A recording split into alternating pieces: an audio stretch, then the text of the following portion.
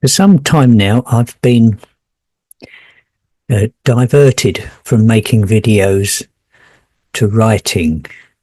I started a series of articles for the Theosophical Society's Hermes Risen website, and I started writing articles.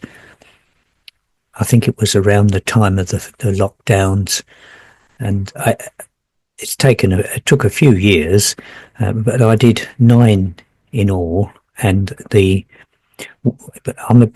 a bit different for me probably than most people. Most people have an idea, something they want to say and write, and I tend to start to write to find out something. So when I start working on a new subject, I might know a little bit about it and as enough to get me past the first paragraph. But as I get into it, things flow into my mind, and I start putting them on into words. And it doesn't mean to say every word is sensible and logical, but what it is, it's just getting the process going. I can always edit and tidy it up later, and go over it. But in the course of writing most of those articles, I would find that at some point in the course of doing the article, I'd get this very deep insight that would take me deeper into the subject of I was trying to write about. And this was happening until I got to part 9. They're called Consciousness Revealed by Terry Edwards, and there are 9 parts of it on Hermes Risen, and I not long ago supplied them with a 10th article. Now that 10th article is the reason why I haven't been making videos for a while, because that's prompted a whole new set of ideas that have come about, and they're so complicated I need to try to record them in words in some way or other. Plus I feel it's important to write these things for the Theosophical Society, because there are people in that organization, I'm sure it's a very small minority, but who have taken an interest in my work. When I say a small minority, what I mean is it's not mainstream theosophy. So most theosophists are really spend their time looking at theosophy. And my material isn't strictly speaking theosophy, but it has a very strong, close association with it, and in fact, I know that it's come from the same spiritual sources ultimately. Now, the idea I had when I was doing the 10th article, I started to get this feeling about there were 2 types of infinity. Infinity's always been an important subject for me. When I was in my teens, I started studying physics, and I was living with relatives in East Ham. And living nearby was a couple that my parents both knew when they were young. They were friends of theirs when they were teenagers. And I used to go and see the husband, in particular Fred, because we enjoyed talking about all sorts of subjects, but infinity always seemed to come into the picture somewhere. And then once the word infinity came up, his wife would groan and leave the room and go and do something else. She wasn't interested in infinity. But it just that memories made me realise how important a subject it has been to me all over the years. And goodness knows what, I could talk about it for quite a long time. And I don't know what it was I would have been saying, but I already did have some interesting ideas then.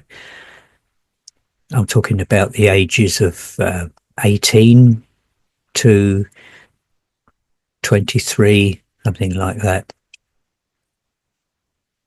So, come full circle, when I started to have these this idea of two sorts of infinity, it was a bit clearer than that. But when I get the insights, it's not in words and technological language, technical ideas, but it's a feeling, an experience in consciousness that I have to translate into words or images or whatever, some way of recording it, making it available, passing it on. So what I did was I took the feeling I was getting and I typed it into the website browser, in this case DuckDuckGo. I put it in, and up came a series of articles on something called potential infinity and actual infinity. And apparently this was an idea floated by Aristotle a long time ago in ancient Greece. I started to think about this, and then as I write, I get more insights. And then suddenly it seemed as though I was galloping at a pace with insights, because it felt to me that what I had done is unlock a key to a whole new way of seeing consciousness.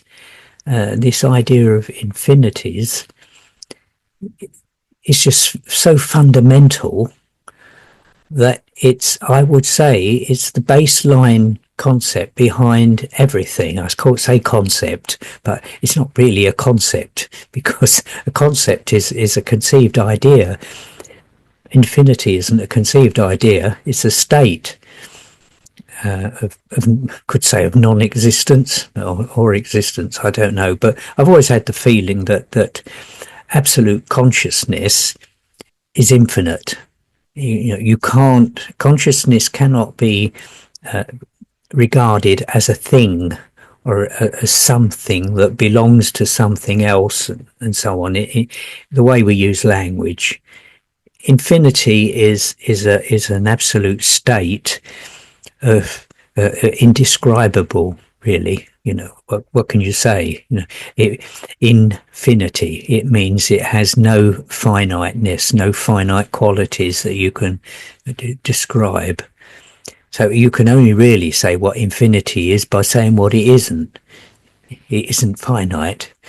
Beyond that, it's very hard to put into words. Anyway, now if we look at this, take this idea, potential infinity applies to some process that is infinite. Let's say taking a number and adding the next one in the series. You can go on forever adding one more number, and it will go, to infinity, but you never get there. So that is an open-ended, incomplete. It's infinite. It's a potential infinity that is never achieved. An actual infinity is something else altogether. It's an infinity that is, you can't say a closed system, but it has some quality of separation from potential infinity, because there is something characteristic that marks it as being special in some way. I suspect that specialness actually a form of consciousness. So consciousness is really about actual infinities as opposed to potential infinities. And it is also a complete process. Now, I've seen a description that referred to it as having a space. Now, I don't believe it's a space in the accepted sense, what we call a space. This room is a space. It is not that sort of space. So I see a space as being a volume or a region or a field or something that relates to an idea. So we use this in terms of our conversation in the English language. You know, when somebody goes away to study something and do something, while they're actually doing it, they're in a different space. It's a terminology we naturally tend to use. So it's that sort of space. So what is an actual infinity? Well, I've realized that I mean, I didn't read this, but it seemed to me to be obvious that the difference between potential infinity and actual infinity is that potential infinity is some state that underlies everything that we can know or not know. It's transcendent. It's beyond everything that we can possibly imagine. But actual infinity, I would suggest, is a mathematical concept. And I see that you hear there's talk in religions about the Trinity. What is it? Father, Son, and Holy Ghost. I dare say there's a wokeified version of that. What would we say? Parent, child, and let's say infinity. Actual infinity. That's the way I would put it now. So the actual infinity is a mathematical concept. It relates to two properties that are like I would say inherent in. I'm not a mathematician, so forgive me if I sound like I don't know what I'm talking about, or if I'm saying things that a mathematician would object to. I'm sure there's lots of those. But to me, it seems to make sense that there is a unit of existence, which I always called the number one, the one, some term like that. Later, I realized it wasn't one. It's the concept of number, and number can carry infinite possible values from one onwards. There is another number, zero, which is not one. So you say, I've got 5 tractors. You have no tractors if you take 5 away. So you've got to say what it is you haven't got. You can't say, I've got 0. You have to say what it is you've got 0 of, or none of.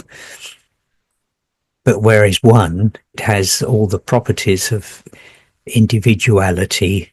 It's a unit. All these terms apply to 1. So if you look at, say, in the universal terms, you've got the Planck scale of units for length, time, mass, and so on. On the smallest level, where quantum physics is in charge of things. What I came to see was that you have this Trinity is a collective unit, if you like. I wish there was a word for it, for I could distinguish between potential infinity and actual infinity. Well, I'd be using the term actual infinity a lot more than potential, because it's the mechanistic part of this model I'm working with. I don't think abbreviating it to AI would be particularly helpful. So in the absence of a better word, I shall have to just keep saying actual infinity. The basis would be here that everything comes from infinity, because that is, if you like, the source of everything.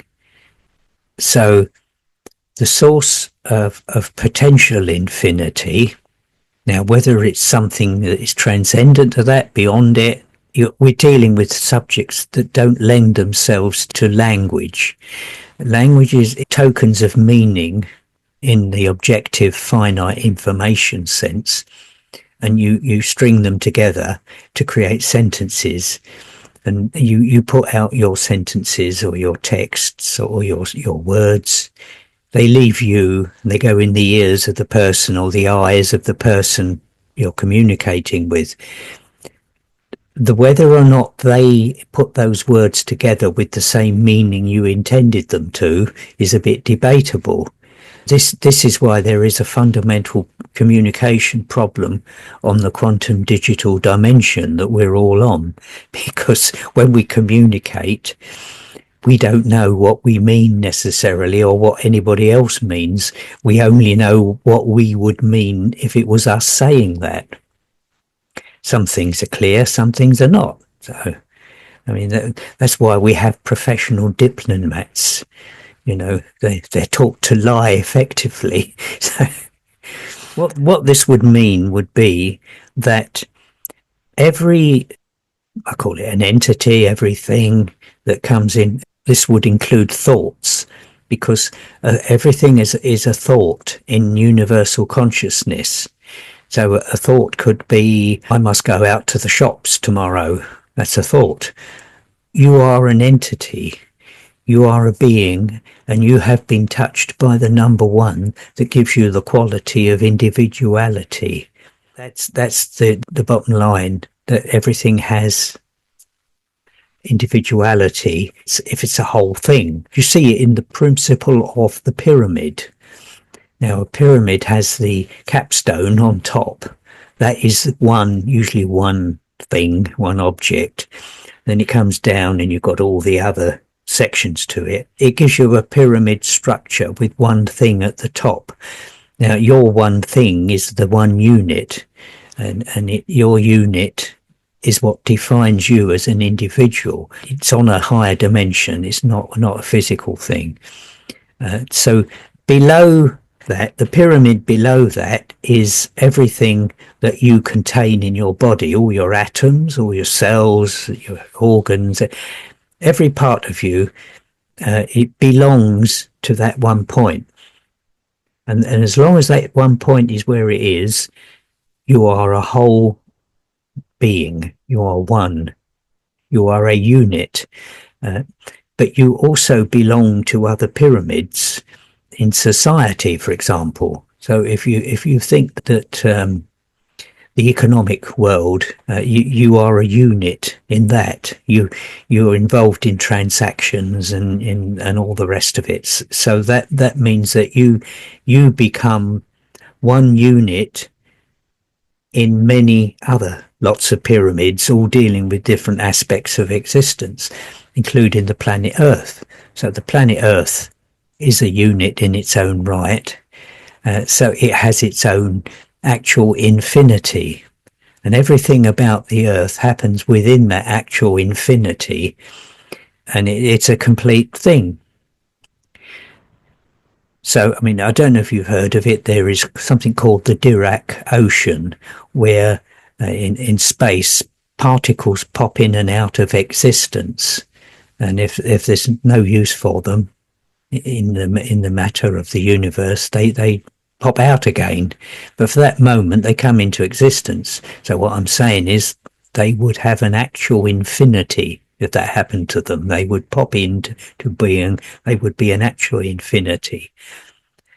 So what does this mean for us personally? If you are an actual infinity, then essentially you're not a thing. You are a thing in terms of your experience in the quantum digital dimension, but you are not really a thing. You are an infinite space. Can't say space, can we? You are infinite. You are an actual infinite level state. This is where words fall down, I'm afraid. But you are not the individual you think you are or you appear to be. What you are is a version of the entire universe. So everything in the universe is a version of the universe. Now, that's not a new idea to me. I've been talking about that for a long time. But I hadn't appreciated the role of there were such things as actual infinities behind it. So within your infinity, you've got the entire universe that you belong to as a version of that universe. The version exists from your perspective. So you own your own universe and you're in it. You're all on your own. But we deal with one another as individuals because our universes coincide, they overlap. So when you're talking to a person, you and their universes have come together. And what you've done is you have created a new actual infinity that is the combination of your actual infinity and their actual infinity. It is a new level of consciousness, a new actual infinity that is entirely devoted to the relationship between you. Now, they could have come round just to clean your windows and collect the money for doing it. There's no significance to the nature of the relationship. It simply says, if you have a relationship with anything or anybody or anything at all, then that becomes an actual infinity in its own right with a theme. Clear as mud so far, I hope. Right, so how do these actual infinities relate to one another? They must connect to one another in some way. The Trinity that defines each of these sort of unit states, an actual infinity, has in it the idea of number and zero. Numbers form the basis of consciousness, and zeros form the basis of not consciousness. So if we look, I talk about the Taijutsu, the yin yang diagram, the tennis ball, dark on one side, light on the other.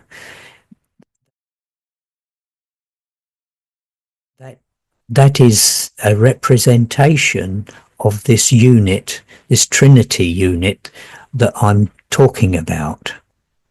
It embodies the three aspects of the unit: the actual infinity, the role of number, and the not version. Now, the not version is not equal and opposite. So love does not have an equal and opposite. There is simply not love, or the absence of love.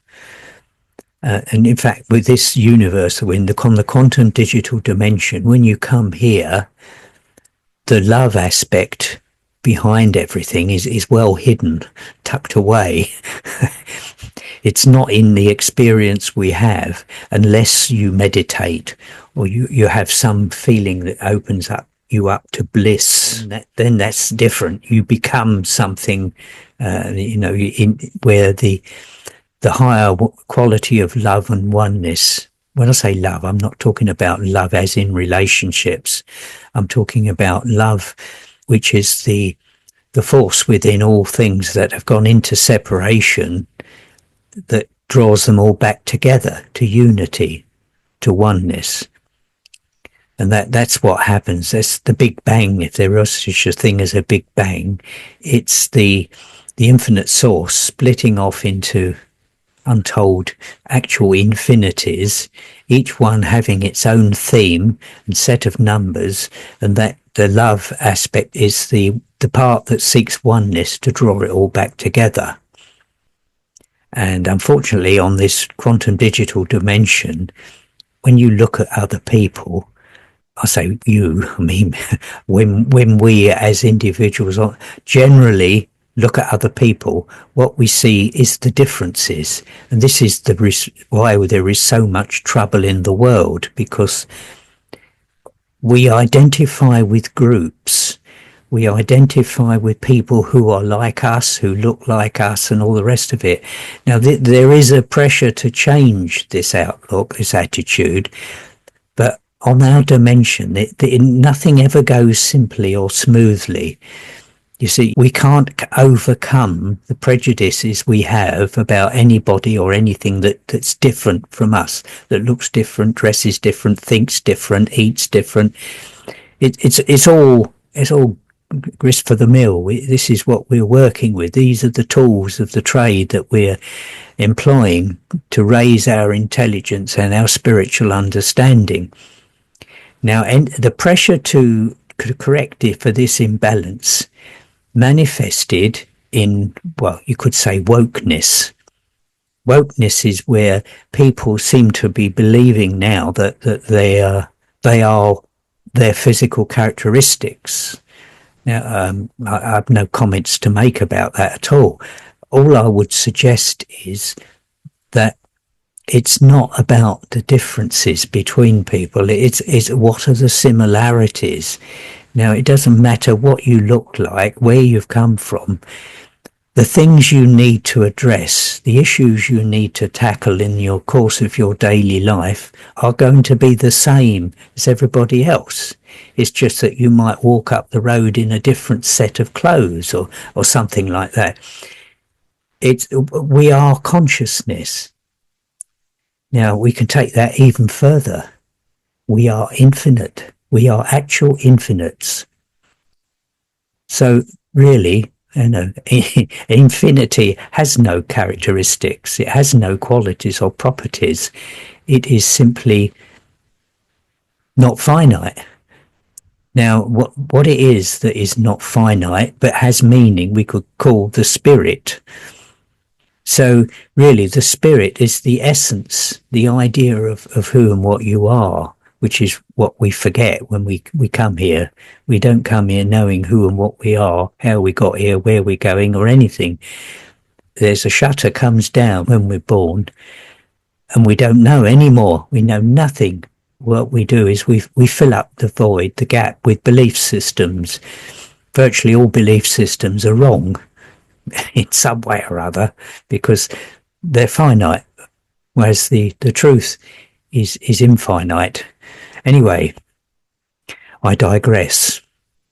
Your infinity, based on the concept of number, has potential infinities within the infinity. So the pyramid, I was talking about the pyramid, all these components, you've got an atom in your body, in a cell somewhere, your left leg, I don't know. That atom has got its own infinity. The other atoms in the cell got their own infinity. The cell's got its own infinity. Your leg's got its own infinity. So all of it is, everything is infinities communicating and exchanging something, information or whatever. This is very important in understanding the nature of consciousness, because I see that this potential infinity has within it all possibilities for everything. There's no limit. Because when we are dealing with infinity, there are no limits. Possibilities for existence are limitless. There is no limit to what is possible.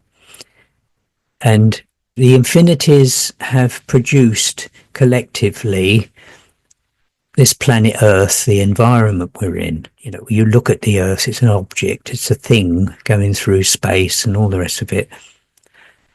But it isn't. The Earth is not what it appears to be. You are not what you appear to be. It's all infinite. It's infinities working out by creating a virtual reality experience that resembles this existence that we're leading. The existence isn't real. It's a simulation in consciousness. So there is a step before we get to mathematics, and then when we get to mathematics, when we go from potential to actual, we're entering the mathematical universal consciousness, the universal mind, if you like, where it becomes slightly sort of more concrete. The potential infinite is totally without any kind of substance or specifics. Everything in it is general. So when you get into the mathematical infinity, this is different. It's still infinite, and your infinity becomes part of the infinity. So let's say, you have three people having a conversation. This is an example of threeness.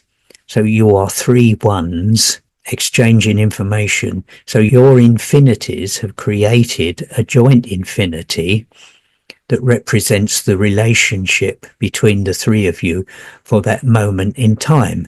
Now, if they're family members, that infinity is going to be growing throughout your life while you're all alive and communicating. If one drops out, then the actual infinity in which the three of you belonged ceases to function the way it was. And then you've still got you still have the one-to-one with the third, with the other person who hasn't passed on, say, or moved home or got another job, whatever it is. There's circumstances that bring people together and they move on. It's always happening. All of this is leading to new infinities. So we are infinite beings having an infinite experience, but we've translated it through the properties of numbers into something that seems finite and actually real, in this case physical. We've become physical beings, but we're not. We're not the physical being. We're the entire universe that contains the physical being.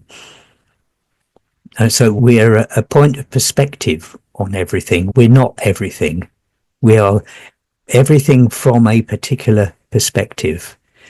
So your individuality is a point. Now, in the Secret Doctrine, Blavatsky's huge book,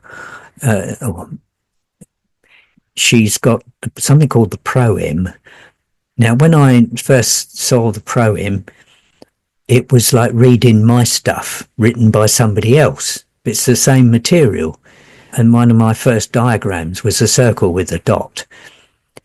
Now, what that means is that the circle stands for infinity and the dot represents a center. Now, how can infinity have a center? Well, it can't. But it can have a center as a thought, as an implication, an implied concept of a center. And so we've got that in the Trinity. We have the infinity, and then we have the one, the unit, that is the point at the center. We also have, but in the light, the consciousness, we have a black dot. That's the 0 point that defines you. 0 is not 1. So you're not the 0, but the 0 sets your coordinate system for your existence in space and time and in everything else. And the point of shadow in the light, that defines which aspect of the light is yours. All of the light is you, but it's got this unique quality because of your perspective. The point of light in the shadow, you see, the shadow, the darkness, is the unconscious mind. This is the infinite that's nothingness. Nothingness isn't the same as infinity, but nothingness is infinite. The potential infinity comes before the mathematics. The mathematics comes into frame when the infinity becomes actual. Now, what this does, it creates the one, the oneness, the light, the shadow. They all become part of mathematics. So all consciousness is mathematics working itself out and creating a structure for thought for the potential infinite, whatever you call it, quality, being, none of these words are real, but something, potential infinity, manifests as actual infinity, and then it becomes an aspect of oneness. Oneness is, if you like, is this love. It's the source. Some people might call it God if you say God is love, but I don't like the word God because it's got a lot of baggage. It's not necessary. It's just a word anyway. I mean, the point is, it's this source of perfect love, truth, oneness. It's the positive aspect of everything. This is where we want to end up.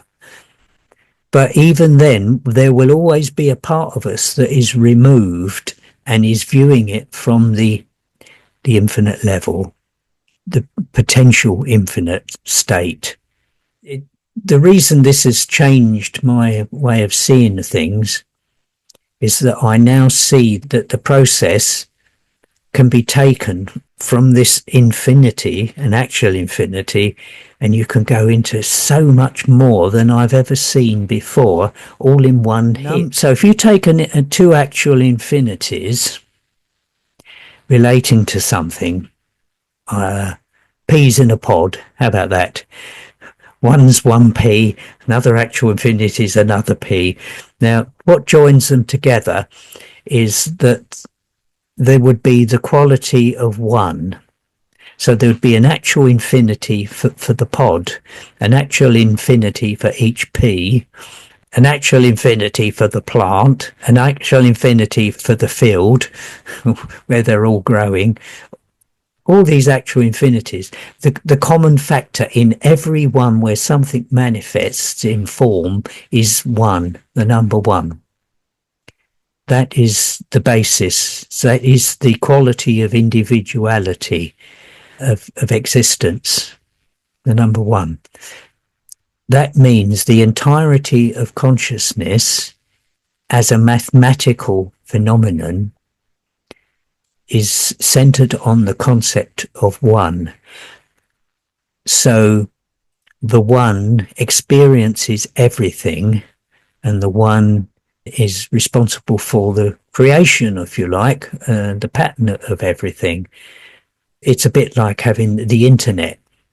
You don't have to build an internet to use an internet. The internet is there. You just have to link to it. Well, the 1, there's a set of infinities relating to your existence, and it's the 1 that gives you being, that identifies you as a person, as a unique individual.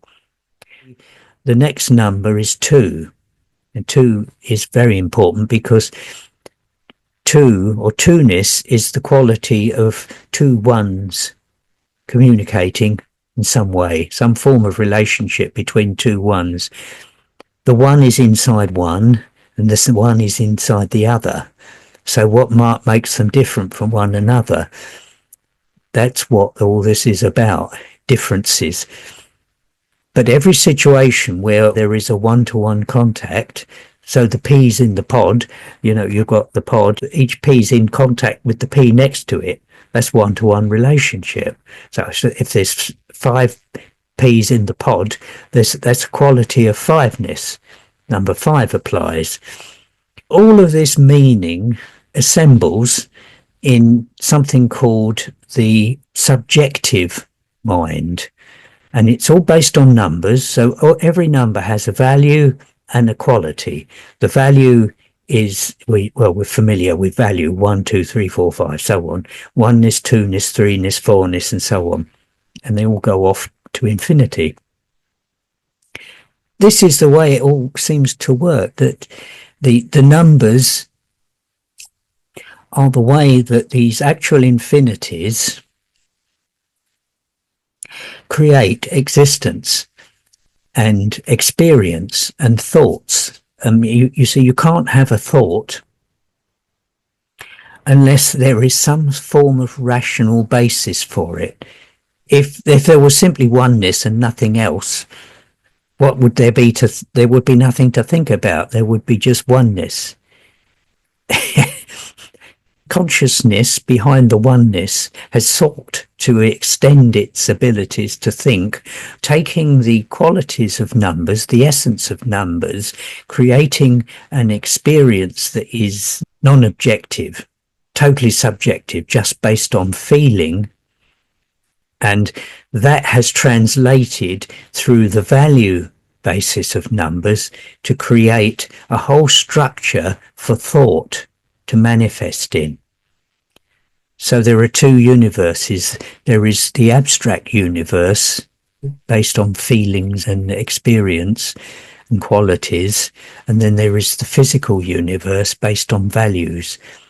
Now, at some time in the past, I think, I don't know, maybe 12,000 years ago, but I don't know, we were pushed into a dimension where we went from having a balanced view of subjective mind and objective mind into a state where we are totally objective. We are totally value based.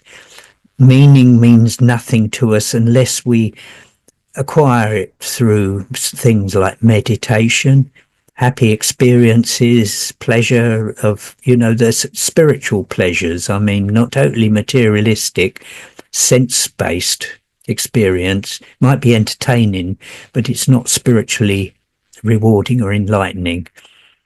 It has to be good, basically. Oneness, love, goodness. It's only the good things we do and experience that really register on the pattern that we belong to. So we take that pattern, we experience, but on this dimension, everything is perceived through value. Did I enjoy yesterday? What happened to me yesterday? Did I enjoy it or not enjoy it? Instead of just accepting, well, it happened, that's it, whether it's good or bad, and not thinking about it, we judge everything, we value everything. And this is why we are in it. We're stuck in it because the reason we make all these value judgments about people, we admire people who have more money than us. I say, we, I don't, because I've never been a wealthy person, but I've never been skint totally. So as long as I've got enough, I'm all right. I don't admire these billionaires who have millions of pounds or dollars or euros or whatever it is, because they've generally sold their souls to acquire it. It's not going to benefit them when they leave here. They're going to be a bit stuck for something to think about that was nice. It's only the good that goes into the light. Only the good. And if you haven't done any good, your treasures in heaven are going to be somewhat lacking. Anyway, I think I've said enough now. I will go on in the future, but I hope that this has given you some idea of how important, how fundamental this idea is of potential and actual infinity, what it says about our nature. We are infinite, we come from infinity. Everything we know, every thought comes from the interplay between actual infinities, using the properties of numbers to translate into actual experience. The universe doesn't think. It's not intellectual. It's totally subjective in meaning. And the basis of all of it is infinities. So anyway, there we are. I hope that makes some sense to somebody. Thank you very much.